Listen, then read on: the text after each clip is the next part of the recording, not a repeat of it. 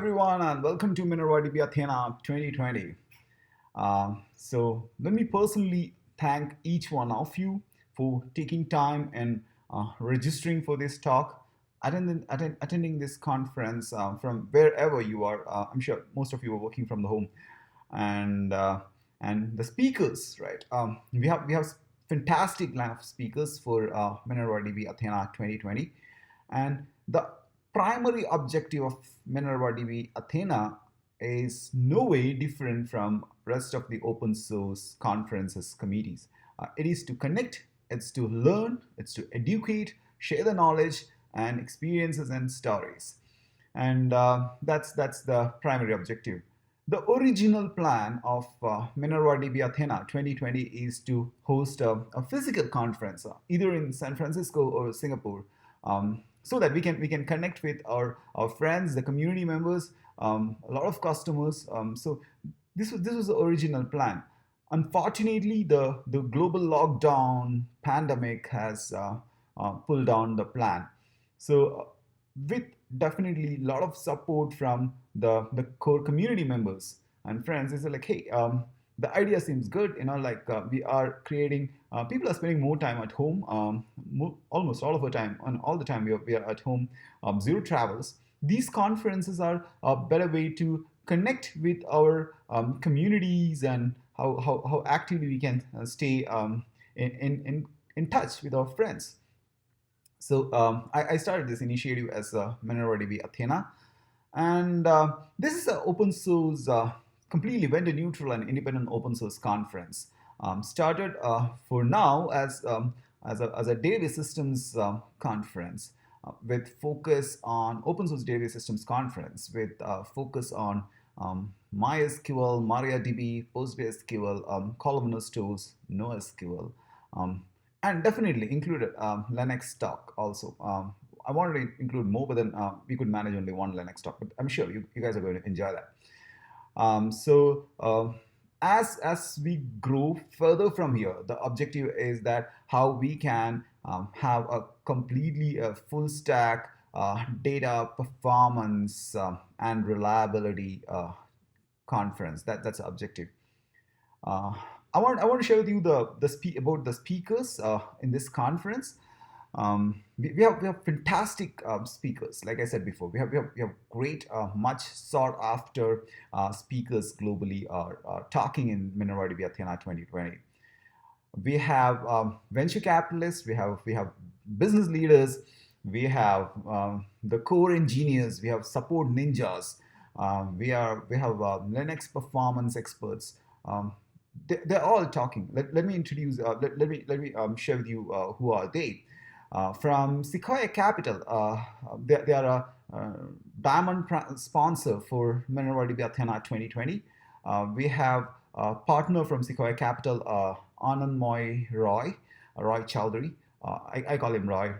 Most of us in the open source and the startup ecosystem know him as Roy.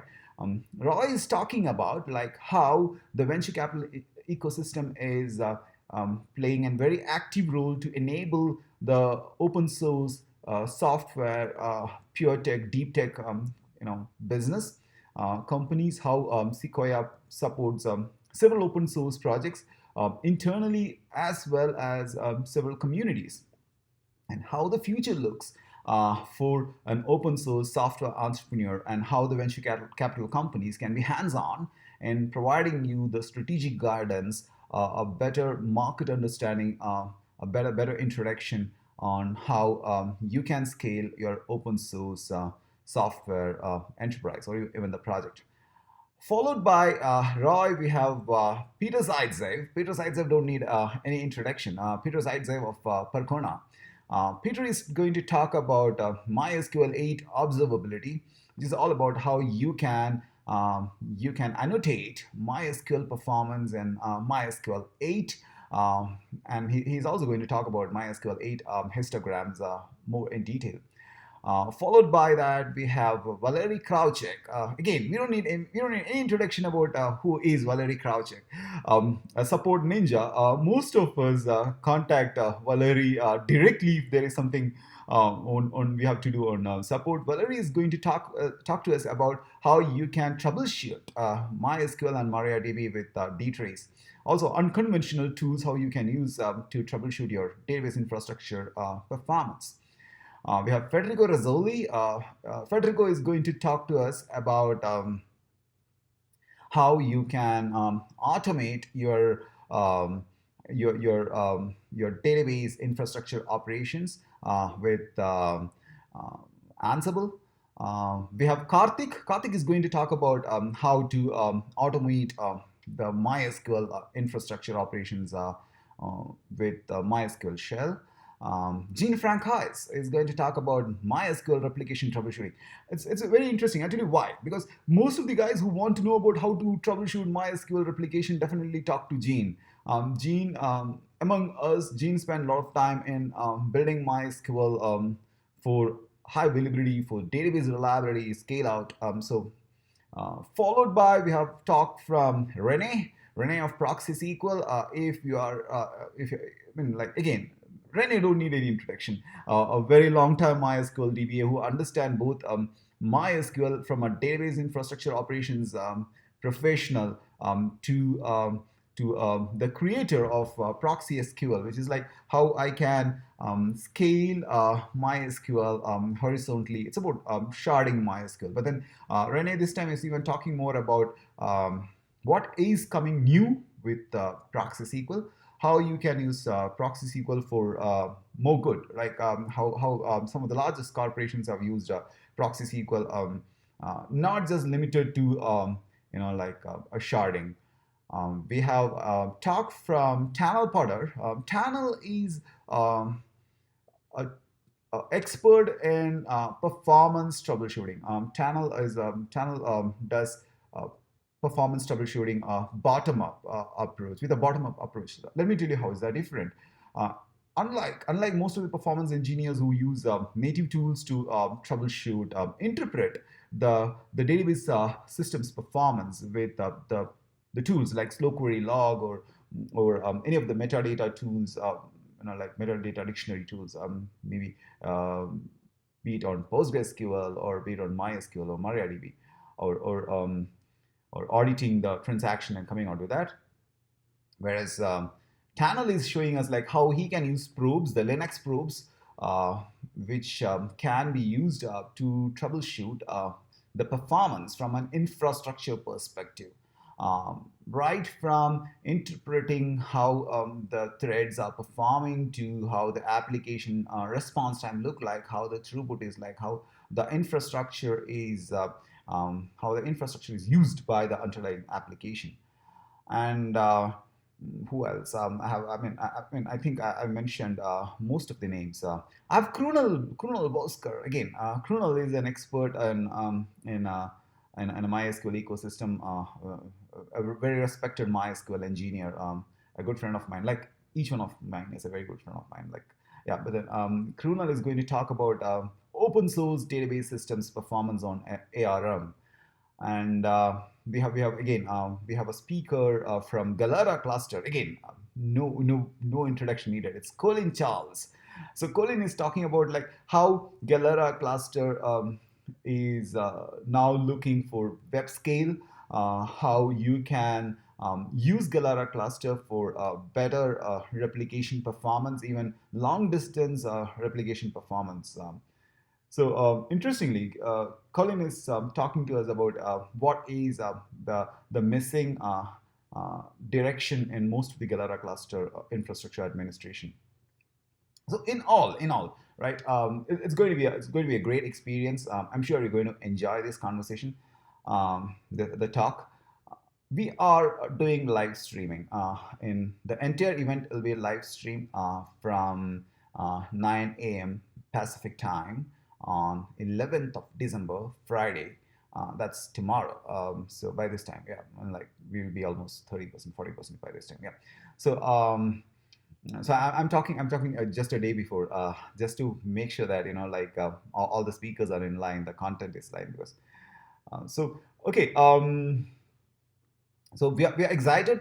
I'm talking about building database infrastructure operations for WebScale, how you can build an optimal and reliable database infrastructure operations. This time, I'm not talking about any specific database systems stack. I'm not talking about, my talk is not going to be a MySQL talk. My talk is not going to be a MariaDB talk. My talk is not going to be a PostgreSQL talk. But then it's going to be about how you can use an open source database systems for infrastructure for performance and reliability.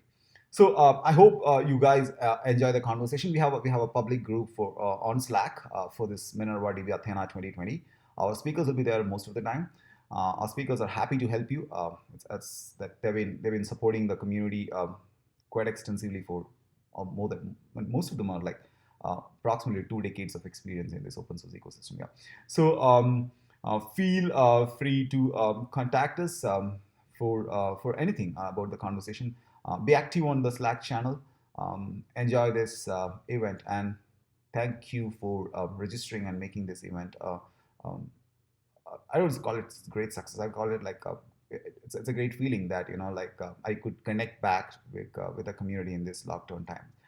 Um, to conclude on this video conversation of mine with everyone who is attending this conference, wishing you a very happy and Merry Christmas in advance, a fantastic 2021, Happy New Year in advance, a much better 2021 where we can move out freely, we can travel, meet in person, and have a lot of fun.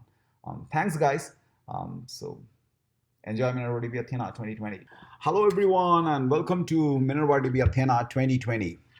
Um, Thank you all for registering for this conference.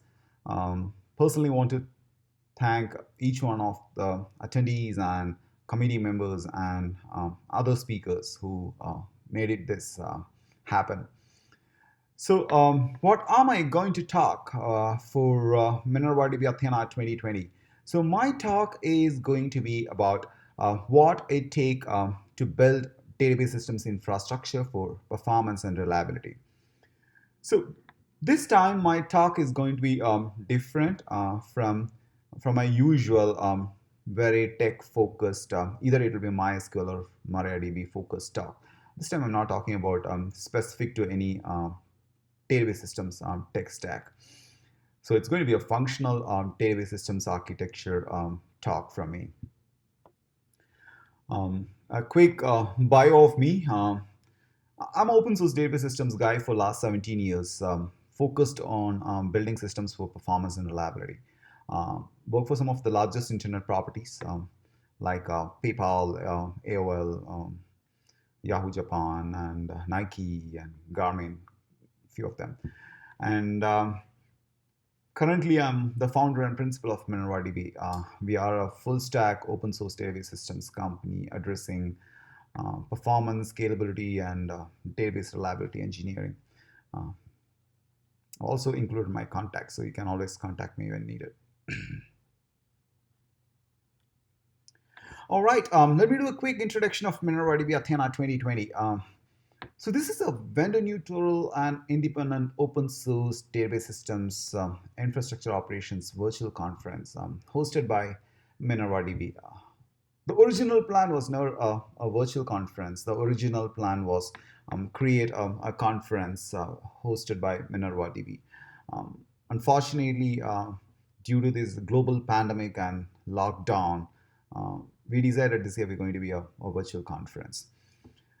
The topics are going to be the performance, scalability, the architecture and internals for data SREs, and how you can build database infrastructure for WEBSCALE with automation, and the tricks and trades of production engineering and the real life stories. For now, the technology focus of this conference is MySQL, MariaDB, PostgreSQL, columnar stores like ClickHouse, NoSQL, and Linux. Speakers, we have fantastic speakers for MinervaDB Athena 2020. our speakers are from diversified background and experience, expertise, and interest. So I'm very sure it's not going to be the text talks are never boring, but I'm saying that you'll find a great connection with people who are the business leaders in this ecosystem, people who support this ecosystem, people who engineer this ecosystem to scale gracefully for planet scale internet properties. Also, the people who build these ventures, like how the venture capital companies look at creating open source software projects, how they use for their portfolio companies, and how the business is seeing open source projects. So we have great speakers for this event. We have speakers like as I said, right? We have very varied interest conference speakers. We have Anandmoy Roy Chowdhury. I call him Roy. He's known as Roy to most of the startups, almost all the startups. He's from Sequoia Capital. He's going to talk to us about the role of venture capital companies in building the database systems companies, open source database systems project, deep tech business, and how Sequoia Capital work with several of the startups globally. Followed by, we have talk coming from Valery Krawczyk. Valery is going to talk to us about how you can troubleshoot MySQL performance with dynamic tracing on Linux. The next talk is from Peter Zaitsev. Peter Zaitsev is going to talk to us about MySQL 8 observability, MySQL 8 histograms, how you can troubleshoot MySQL performance more intuitively. Followed by Karthik of MyDB Ops. Karthik is talking to us about MySQL shell for database engineers. He's going to talk to us about automation of MySQL ops with MySQL shells. And he's also sharing with us some of his customer success stories on MySQL shell. The next is Rene from Proxy SQL. Rene is going to talk to us about the Proxy SQL new features, the Proxy SQL for performance and for sharding and for Proxy SQL for security. And this time he's going to talk to us about some of not so popular but quite powerful, useful Proxy SQL features. Also, he's sharing with us the customer success stories using Proxy SQL in their business. Then Tanel Potter. Tanel Potter is a performance engineer, elite class performance engineer, I'll call it like that, because he has more than 2 decades of experience in troubleshooting performance across database system stack and Linux. He's going to talk to us about the Linux probes he used in troubleshooting the performance. Then Federico Razzoli. Federico Razzoli is going to talk to us about automating MySQL and MariaDB infrastructure with Ansible. Again, he's sharing about how he and his team at Database has helped some of the customers in automating their most complex database infrastructure configuration, MySQL MariaDB configuration with Ansible. Krunal is going to talk to us about how the open source database systems are gaining traction on ARM technically. The next is from Jean Francois. Jean Francois is talking to us about MySQL replication troubleshooting. Again, MySQL replication ninja. And finally, Colin Charles from Galera Cluster is talking to us about Galera Cluster 4 new features, how we can use Galera Cluster 4 for performance, also on long distance synchronous replication with Galera Cluster, or what are the most common mistakes using Galera Cluster, and how you can tune Galera Cluster for your synchronous replication solutions. Okay, coming back to my talk. My talk, like I said, right, this time my talk is going to be completely functional um, talk connected with the technical components. So let me tell you why. Okay, so why this time? My talk is different from my usual talk, which will be very core on MySQL or MariaDB performance. Over some period of time when I started working very close with customers, I've noticed a difference in the trend. Maybe 7 years back, 8 years back, when I go to a customer, either they will be completely MySQL, or they will be completely MariaDB, or they will be completely PostgreSQL. Today, I can see they have the customer database infrastructure is getting more heterogeneous. When I say heterogeneous, they have different open source database systems ecosystem in their in the business. They have MySQL, they have MariaDB, they have PostgreSQL, they have MongoDB. How do you standardize the database infrastructure instead of creating several silos of XPDs? Like you have a MySQL silo, you have a MariaDB silo, you have a PostgreSQL silo, and several such one. Like how we can build a governance on database infrastructure operations. Um, this I have personally spent several hours. Like what happened like when I initially used to go only as a MySQL support company. The conversation used to be quick. What I saw a change in the pattern last 4 years. It's like when I go there, there will be the technical engineers, data ops guys from PostgreSQL. There'll be a guys coming from MongoDB. So we spend a lot of time in first defining what's going to be the process of managing this database tech stack. Um, so so that there's a visibility to the data infrastructure stakeholders. They're not, again, they're not technical guys. Okay, when I say data infrastructure technical stakeholders, they're business guys, but they are the owners of data. I intentionally kept this. So I intentionally kept this a very neutral conversation. The whole objective is like, can we have a framework to onboard each and every database systems stack on this enterprise database infrastructure operations platform? So this is what I call changing times in database systems operations.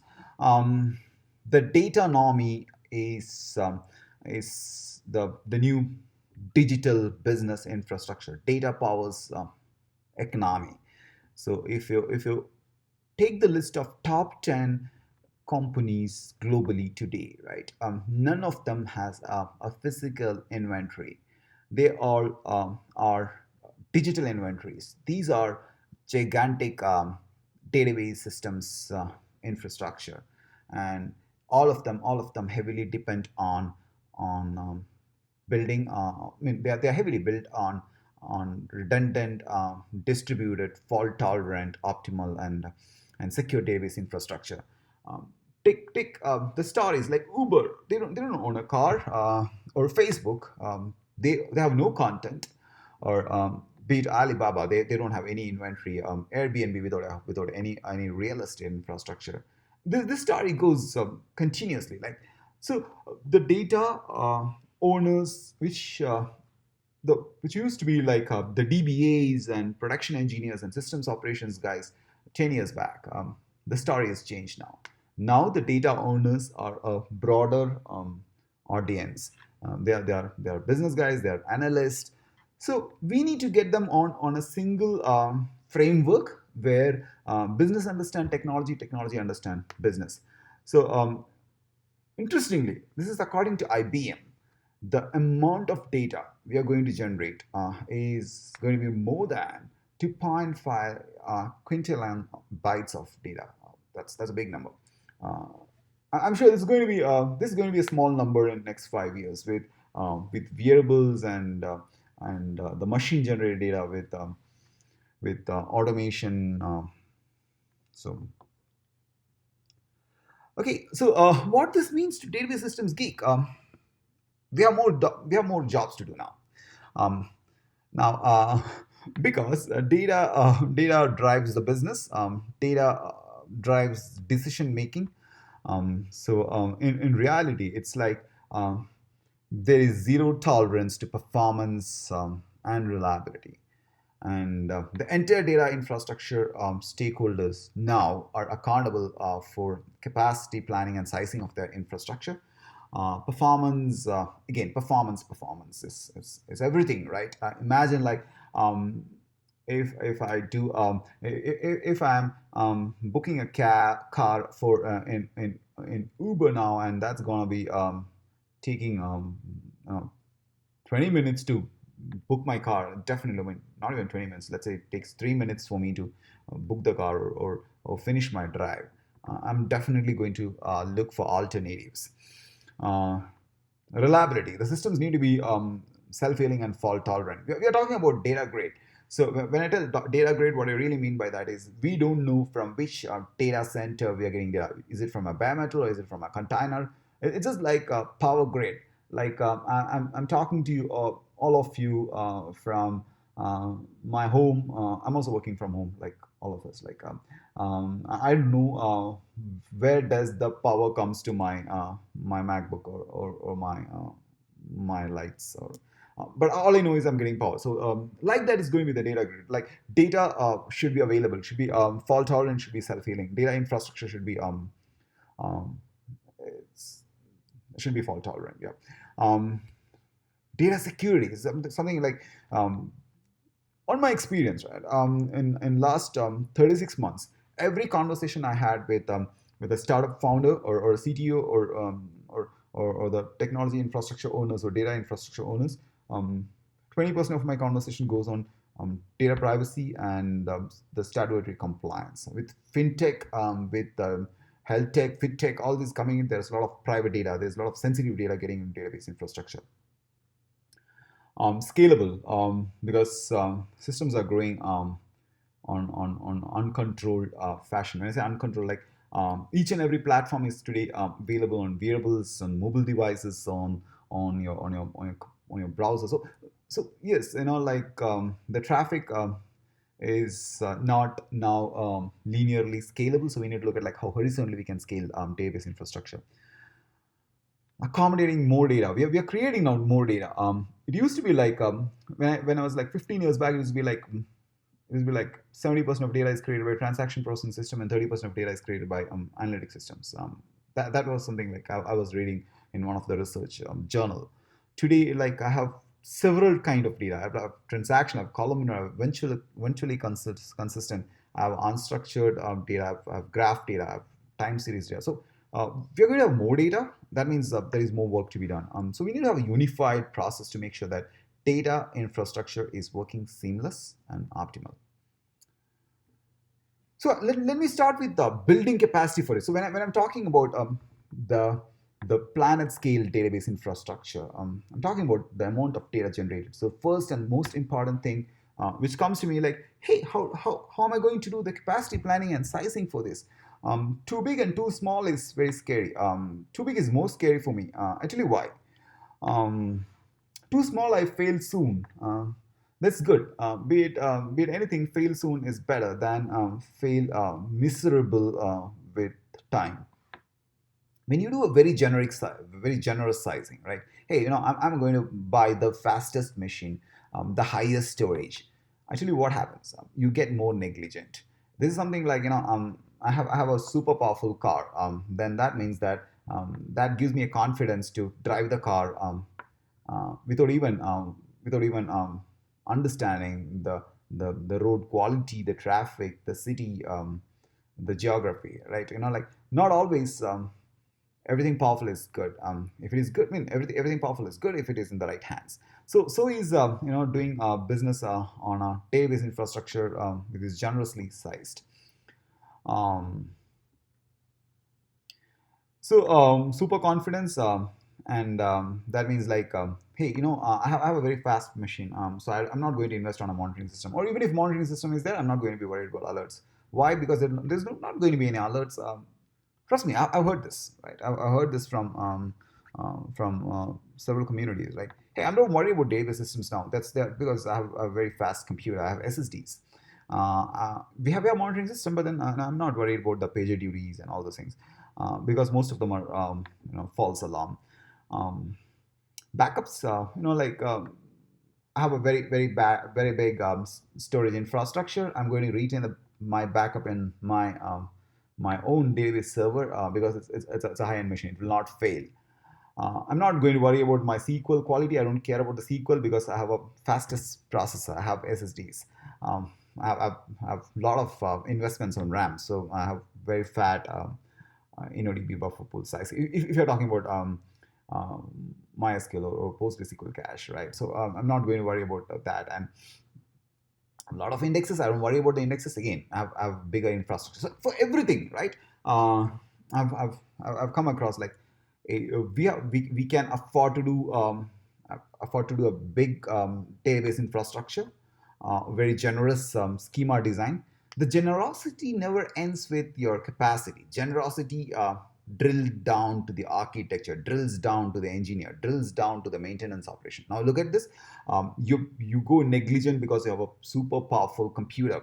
That negligence leads to super negligent architecture. That leads to um, you know careless way of looking at the SQL performance, the query performance. That leads to um, um, like unmanaged, non-maintained database infrastructure. And this all works great. Let me tell you that this all works great. Why? Because the bigger you are, when you go negligent, it takes time for you to fail. But when this fail, imagine you built a system as a single point failure system, super big iron machine, and that failed. And several times in MinervaDB support, we used to get this call like, yeah, everything went off. And we go and see this is like it's a huge infrastructure. And if you want to scale this infrastructure horizontally, it's going to be super expensive.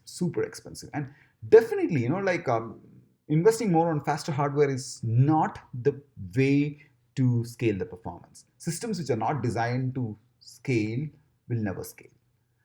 So where it all starts, it all starts with a single point of failure database instance, which is scaled vertically. And there'll be no performance benchmarking report which says like we have invested in this capacity by looking at if our business grows from now in next 6 months 10x, and for next 12 months 50x, this is going to be our infrastructure look like, and this is our benchmarking report, and this is how we have done that. That'll be missing. DR plan. This goes missing many times. Let me tell you, like I've come across many customers, the early stage, like they don't have a DR. They say like, hey, we have a logical backup. We don't worry about data now because we are in the beta stage. We are not started billing customers. Some data loss is acceptable. Look at this. When you make the foundation weak, right? You can't build anything strong on top of it. There's no backup plan. There's nothing documented, right? How are you going to back up? What's going to be your recovery checklist? Have you written all the list of failures and scenarios? What's going to be the failure and how are you going to fail over that? Or what's going to be a rollback plan? If there is a data corruption, human error, corruption, what will be that? It could be a application error, it's a human error, what will be that? But then what's the rollback plan? Monitoring, right? This is something when we even look at there's a natural tendency when you start things early, right? We'll have a very generic monitoring infrastructure, which is fine. Like when you start very low. We start in a low profile. That's great. But then how is there any plan for maturity? So I'm not saying that day one you invest on a monitoring stack, the day one you invest on a DR stack. I'm not saying any of this. I'm saying that have this, right? If you move from, let's say that from 500 gigabytes to 500 gigabytes to 5 terabytes. If when you grow in that phase, like 100 gigabytes to 500 gigabytes, so 500 gigabytes to 5 terabytes, so 5 terabytes to 50 terabytes. So you write down what's going to be your plan of growth and for your database infrastructure, and always document anomaly in your database systems. Why? There are high chances that you repeat the same mistake, and people keeps moving in a database systems. The attrition rates are quite higher, so people keep moving, and the cost of fixing, troubleshooting never comes down because there is no evidence of this. So, like I originally said, when the companies are growing bigger, when the database systems are getting complex, it's all about the process guidance. Why there is no compliant in the early days of database systems infrastructure? So, when you talk to a startup, right, first 2 years or first 12 months, very unlikely you hear the problem with database systems. Very unlikely. I'm not saying zero. So I'm saying very unlikely because it's like, hey, so far we're doing good at it. Why? Database systems are great in performance till the data grows. I'm putting this very vendor agnostic point, right? Be it MySQL 8 or MariaDB 10.5 or PostgreSQL 13. These open source database systems are matured with the time. They're optimized as super responsive, especially like, for example, if I'm talking about PostgreSQL 13, like it's got a parallel stream replication. That's quite good to have. More intuitive vacuuming. MySQL 8 has got now histograms, not to replace indexes, but then they can greatly influence on handling complexities with index operations. So yes, like as the database systems stack is matured, they've been more reliable. They're more tolerant. So in early days, you don't see much of the performance issues, and they also scale very well. Some data loss is acceptable, like I said, right? We are still on beta. We have not started billing our customers, so some data we can lose that. That's fine. No DBA. So what happens? Everyone is a DBA, right? Everyone creates schema. Everyone create indexes. Everyone take backup. Everyone run their SQL. Uh, and when all these things start growing, you have more application code, which is like we have more SQLs. Uh, Everyone writes SQL. There is no performance benchmarking, and then suddenly, like your complexity grows, right? The first sign of the first warning, which is ignored by many companies, right? Like, hey, there are spikes, and the intermittent spike happening in the database infrastructure during the complex transactions or the change in the load. That is the first sign that your system need an attention. Now, like I said, right, everyone is a DBA. Now, imagine like how complex it will be to troubleshoot database infrastructure without DBA. Now, let's look at this story, right? A company with let's say 20 guys, and 20 guys, 15 guys are writing queries. They are all approved to create the indexes. They are all approved to drop indexes, and everybody is doing this.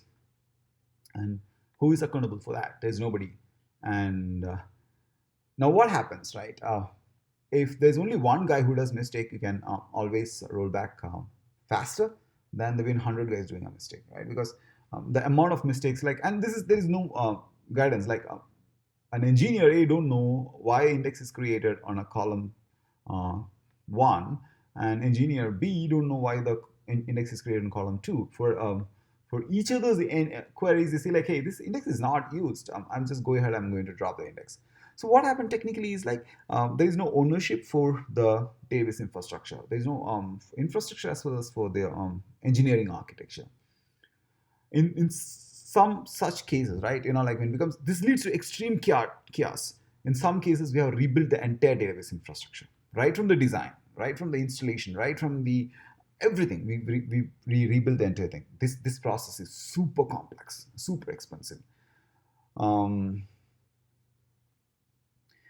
One major thing, right? When you don't have a DBA, so what happens is like you'll have a very generic monitoring stack to troubleshoot your database system. Let me tell you that operating systems monitoring infrastructure is completely different. Operating system or network infrastructure monitoring is completely different from database infrastructure monitoring.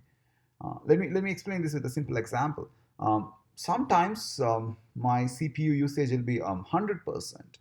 If it is purely from an operating system monitoring perspective, there is a spike happening to the CPU. That means that we need to invest on faster CPUs. Um, uh, so these monitoring stacks, right? Anything which you are using to troubleshoot a database system, not a database systems monitoring stack.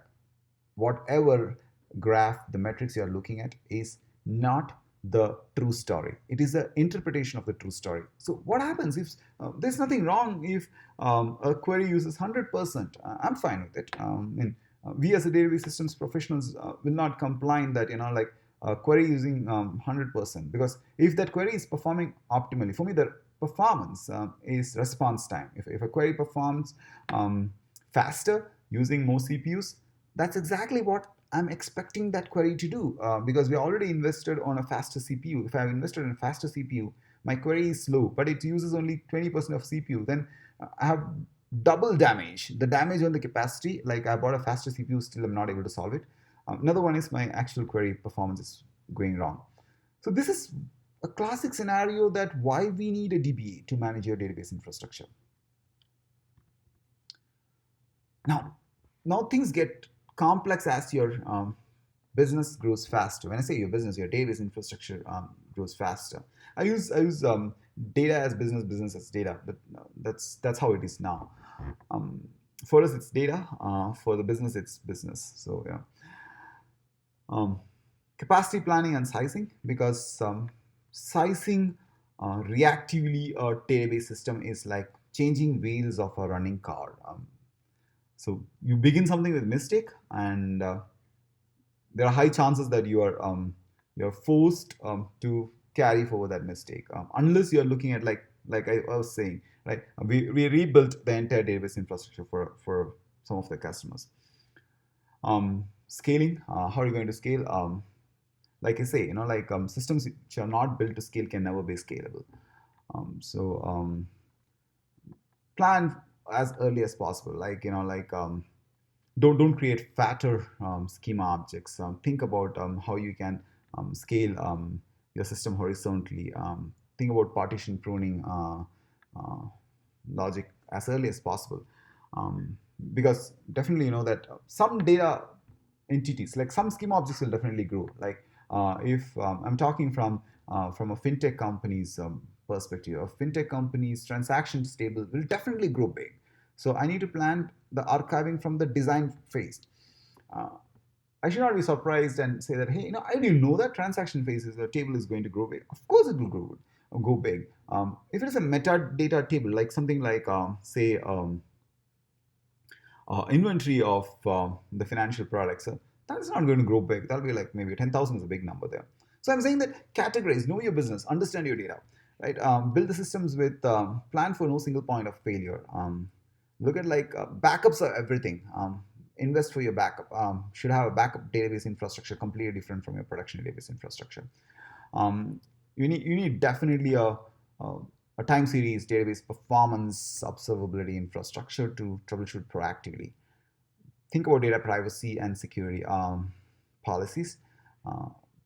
Invest on auditing. Auditing definitely consumes your storage, but that is okay, right? It's always good to be upfront, because it can be really bad. So this is a very complex thing, right? When your business grows, when your data grows, and then hiring and retaining a DBA is very tough. So invest in always finding great DBA talent. Invest in educating your DBAs. That's great. This is something like so. Yes. Now look at it. This is completely different from how an operating system monitoring infrastructure look like, or a network infrastructure monitoring, or storage database infrastructure monitoring, storage infrastructure monitoring look like. Because I'm seeing that there is a latency, there is a CPU usage spike, but then I'm not even concerned about that. I'm looking about which are the queries are expensive for now, or maybe for 10 minutes or 15 minutes. So I'm looking at the performance purely on the query performance, on the response time. The challenge of building a optimal and reliable database system on a distributed database infrastructure is complex. Why? Because one, you need to have your replication, which should be optimized so that you have minimal or zero latency between your master slave, or slave of its own definition, be a delayed slave or a secondary backup slave. But then end of the day, it should be like you care about performance in distributed database infrastructure as early as possible. Plan to roll back. So when your database grows both vertically and horizontally, when I say vertically, it is like if you have one single server and your database grows quite big, and when I say distributed, like you have replicated your database infrastructure and your database systems are growing faster. Plan to roll back if there is a corruption happens. Have a delayed slave. It's a very simple solution to that, actually. And like I always say, right, when you have redundant database infrastructure, replicated, distributed, so there should not be a single point of failure. You need to plan for a load balancer, which is the database systems protocol aware than a generic one. So that you're building high availability infrastructure for your database systems, which is like is going to be zero downtime of database infrastructure for the business. There'll be definitely down. I mean, there'll be database systems outages, but the business will not be aware of it, or business will not be impacted. When we put in this, the business works core with data, so they will be definitely aware of it, but they will not be impacted. So what do you record to troubleshoot? Record the slow queries. Monitor the indexes that are not used. Unused indexes are most painful problems to solve. They create more disk ups. They make your queries slow. They make the writes slower. They make the read even slower by misleading the optimizer. Tables with full table scan. Again, your optimal indexing strategy.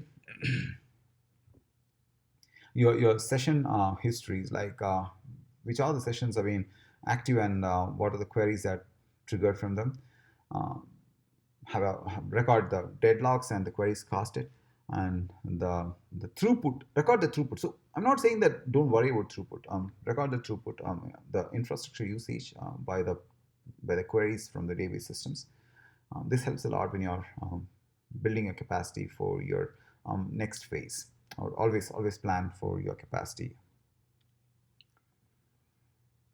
So what happens when you're not worried about the database reliability? Like it's a complete destruction. It starts with customer churn. That leads to revenue loss. You violate you violate the SLAs you have with your customers and partners. So when you define the cost of database infrastructure maintenance operations, that include how do you plan for downtime? So what does that mean? When it is a downtime, means what's going to be the failover for the database infrastructure, for the application, for the business. Do you have a backup before you do this downtime? Because you need to have a backup which is recoverable. What is a failover infrastructure looks like for this database stack?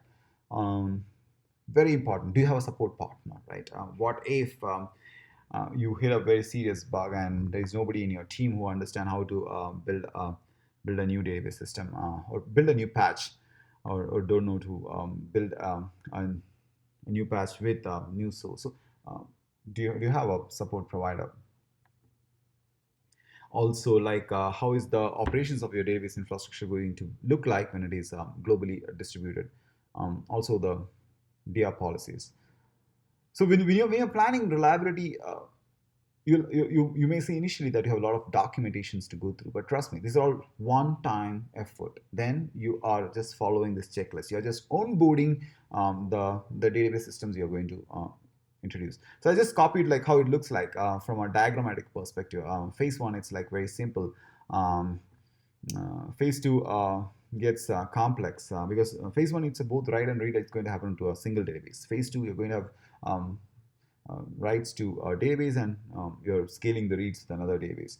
Um, in the phase three, right, it gets complex. You have a load balance, you have several database infrastructure.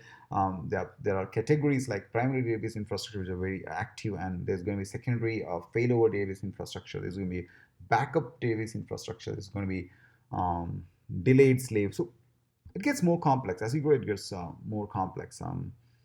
But then you need to plan for the ROI of the database infrastructure growth. Why I use the ROI? The reason because it's like when you have built a larger system, the business SLA on database infrastructure operations gets very thin, very lean.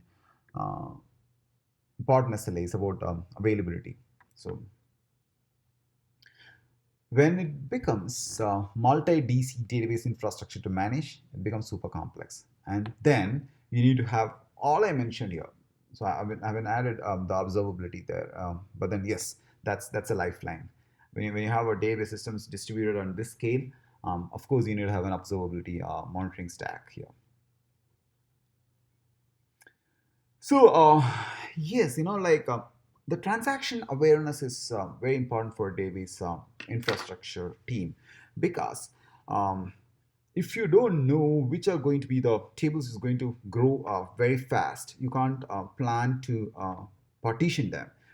You can't plan on building a replication solution on top of it. Like many times it's like, I'm very happy with Galera cluster on synchronous replication. Yeah, this is a wonderful solution. But then there are customers who comes to us and say like, we are unhappy with Galera cluster because Galera cluster is not able to understand our scale.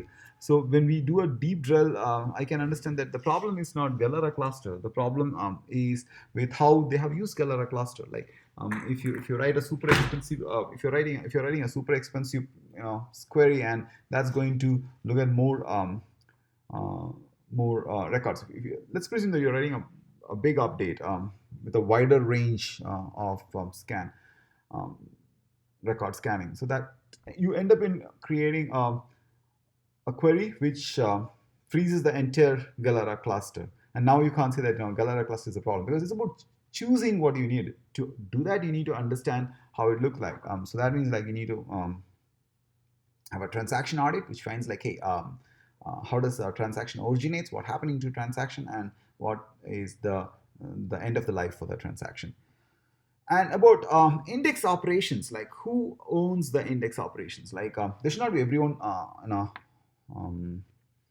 authorized to create an index. There should be everyone can create an index on a dev infrastructure. When it comes to production, there should be like battle tested indexes. And like I said, like there is a phase for index. Like there is a phase for data to originate, and there's a phase for data for the end of the life. When I say end of the life, it's like archiving it, or soft archiving it, not purging it. And so is for indexes. In indexes, the indexes, if they are used for a week or for a month, for a quarter, then they should also have a retirement plan of the indexes. So plan this. Who approves it, who creates it, should definitely have a retirement plan. And also, we need to justify that index is optimally used. Regular audit on indexing, like the largest indexes, most often used unused indexes, the indexes which creates maximum disk IO. Like I said, right, database systems are getting smarter, right? MySQL 8 has introduced something called MySQL 8 histograms.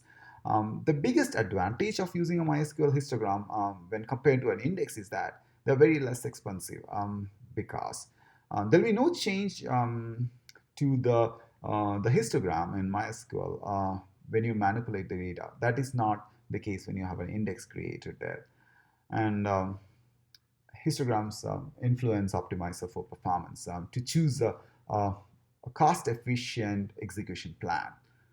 In PostgreSQL 13, again, we can vacuum the indexes in parallel. This means that you have a better PostgreSQL maintenance operations. So having said that, right, when you have smarter database systems, it's also about how smartly you use them. So 9 out of 10 times, the database performance issue epicenter comes from the engineering, from the human, from a human ecosystem. Um, only very rarely we see like something there's a bug, there's an upgrade you have to do that for this performance happen. But most often it's about human error. How do you troubleshoot? So now maintenance operations of database infrastructure involves retaining slow logs. They are the direct way of understanding which are the queries which are very expensive. And like I said, if you are defining the query performance by response time, you need slow query log. If you're using on MySQL, MariaDB, you have slow query log. We have same in PostgreSQL. You just need to enable PostgreSQL configuration parameter log, the minimum duration statement. So, but then this is my personal recommendation to many of our customers and many of our like often I talk about this to our engineers. Like when you have slow query log, configure it very carefully, right? You can get as much as data from slow query log, like the queries which are not using indexes. But then, do you really need a slow query log to find out the queries which are not using indexes? That's the question. The expensive the admin statements. So what do you want to log? It should not be the compulsive logging disorder. Like I log everything. So what happens? I'll create a super expensive database systems to manage from a storage infrastructure perspective, which definitely leads to like, hey, something we need to disable now slow query log because it's very expensive. So with that, like I want to talk about what is the biggest concerns we are talking about today. One of the biggest concern is about the identity theft and data privacy, digital terrorism, ransomware. Um, expect more worse to come going forward if we are not serious about protecting the data privacy and planning proactive for data security. The entire digital economy related infrastructure is going to collapse if this is not taken serious, because connected world will become a reality only if we are building secure and reliable database infrastructure. So who owns it? Who is accountable for that? Like I said, right, the stakeholders of database systems and data is gonna be quite broad.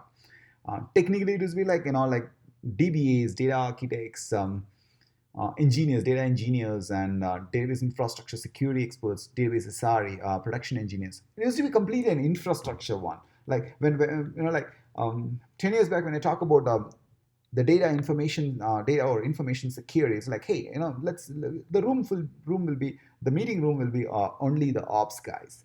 Today, that's not the case. Today, we have compliance guys with fintech, with edtech, with fintech. We have tons of, especially the machine-generated data, right? Wearables. They all have a lot of sensitive data. Like I don't want somebody to track my run records, my bike records, and or track my route where I'm running. So it's about each one of us are quite serious about the privacy of the data and how is that managed.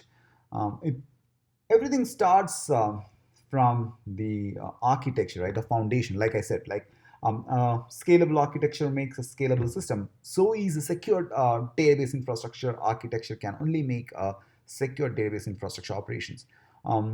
Passwords, like this sounds very simple, right? Hey, I know that the password should be complex. Password, there should be a rule enforcement. There should be a password expiry to be included. There should be policies. But then often we do the simple mistake for complex failures. Um, think about somebody's financial transaction is not obfuscated in a table. Like um, with a query, a DBA or engineer or anybody, SQL is equally as possible, is equally as popular as English, right? So Um, Anyone can today get in SQL, and if someone get the entire spend patterns um, of people in a table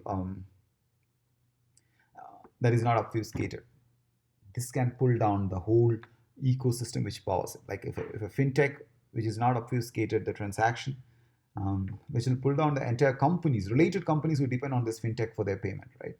So yes, like the policies to make database infrastructure secure for or the getting infrastructure secured for the database operations is very important, as important as performance, as important as scalability. Transaction audit, there'll be resistance. Like I face a lot of resistance when I talk the to my friends or my customers, right? I want to have a transaction audit. So no, that consumes storage. So we can't compromise on the security, right? We need slow query logs. So this is a very very big myth, right? Supplementing audit logs with slow query logs. Yes, like there's a lot of things you find in audit log is there in slow query log. I keep um, I log all the queries. I keep my slow query log time as 0. So that means like everything is recorded. But that's not. It's about only the queries which succeeded. Do you have the queries attempts which failed? No, slow query log don't have it. So I need audit log. So audit log is more of a granular information. It definitely consumes storage, but then there's alternate solutions for that. Like we can always archive the audit logs to a columnar store, something like ClickHouse, and do analytics on top of it. So yes, the capacity sizing for a for the database infrastructure of a connected business in the future, or maybe now, is going to be big. Storage is going to be a bigger problem to solve. So we need to plan proactively in advance. About last but not the least is about the investments what we do on DR. Um, so it looks like it's my I'm getting almost nearer to my end of my talk, but I'm not saying DR because the last topic, not because it's not so important. That's a lifeline. Things which can go wrong, can crash, will crash one day. And when it crash, if you don't have a method to roll back, it's about a serious destruction. So what's going to be the backup policy? What's the approved, and the backup policies need to be when I say audit the policy and update the policy, right? I'll tell you an interesting story. There's a customer which I personally started working for 6 years back. They have been like they were only a MySQL shop, MySQL database shop. Their backup works great. Percona Extra Backup. Right? Thanks to Percona, they have made a lot of fantastic tools. Yeah, that's a different thing. It was their backup works great, and with the time they started adding MariaDB. They started adding PostgreSQL. They started adding MongoDB, and the backup DR policies which has been documented approved was 6 years old, and that wasn't updated because one because of several operational reasons, because there was no guidance or the statutory policy for database infrastructure operations. So what happened during unfortunate day of crash, which crashed the entire PostgreSQL? There was no backup to restore. Um, that was there have been weeks spent to restore with the logs, and it was quite tedious to do that. Why? Because if you really look at if you don't review your DR policies document and update it, and even if there is nothing to update, just open it every 4 weeks, every 6 weeks, and say that something, our DR policy is not going to be updated this date. Last update date is like X, and now it is Y, and there's nothing added new. So yeah, there is no update. So if that's not there, you have a system which is being deer is like a life insurance, right? It's like I have 6 members in my family, and that become 10, and I have not added the recent 4 guys to my insurance. And fortunately, if they fall sick, they are not covered. So is the database systems, right?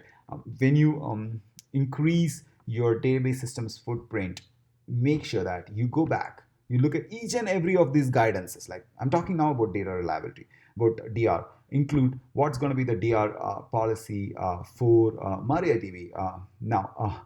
If MariaDB with RacksDB, what's going to be the DR policy? And if it's going to be Percona XtraDB cluster, what's going to be the DR policy? It's going to be MySQL GA, what's going to be it's going to be PostgreSQL. So is like as you have multiple heterogeneous database infrastructure in your system, plan DR also. And then what's going to be your data outage scenarios? What are going to be the data outage scenarios? How are they going to be fixed? Record the history. How was that outage? What was an epicenter, and how it's been fixed? Also, like most frequent data outage scenarios, like accidental drop of a database, accidental drop of a table, a bad query went and deleted all the records of.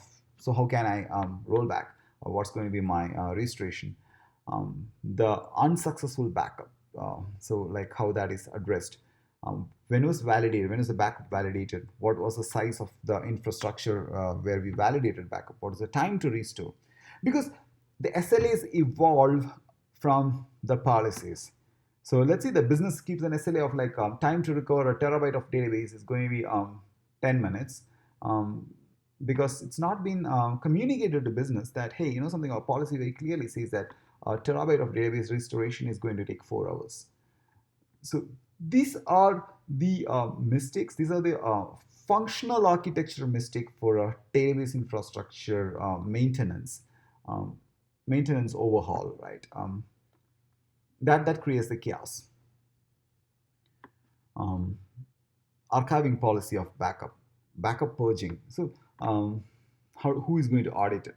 So when you streamline the entire process and automate it, however, and I heavily use cron jobs for that. But if this document is being maintained, it gives a clarity. And when a new DBA comes to an ecosystem, or new data infrastructure owner comes to the ecosystem, they have a very graceful way to take the ownership without any presumption. Like this is how it works. Complexity. Yes, the things are getting very complex. We are going to have a heterogeneous data platforms. Now, most of the organizations, they have transaction processing system, they have eventually consistent systems, they have columnar store exclusively built for sort search intensive queries. They have new SQL to address the best of both, addressing the best of both from eventually consistent and asset compliance ecosystem. And again, database infrastructure is also more heterogeneous. We are on premises, we are on bare metal, we are on cloud, we are on containers. And how do we orchestrate? How do you harness the database infrastructure of future? Is like the AI will fuel the performance troubleshooting of AI, and machine learning will fuel the performance troubleshooting of very large web scale or planet scale database infrastructure proactively, intuitively. So with this, I want to make a conclusion of my talk. So my talk today is like about governance and policies in building database infrastructure, which is resilient, which is more intuitive, which is ready for AI. And you can't get into automation, you can't get into an AI for database infrastructure until we have the policies of database infrastructure operations in place. So it's now we need to do that. It's not about waiting for when the AI happens or then doing it. And your AI project won't succeed if you don't have the policies and governance guidance for database infrastructure is not in place, reviewed, approved, and frequently updated actually. Okay, and thank you so much, guys. It's been great talking after some time actually. It's a great experience. Thank you so much. Thanks everyone from MinervaDB Inc., MinervaDB conference committee, Athena team, speakers, each one of you. We are hiring. If you are interested to know about who we are hiring and what's the hiring going on, please contact me. You can write to me directly. You can also visit our opportunities page and MinervaDB careers. Thank you. Thanks again.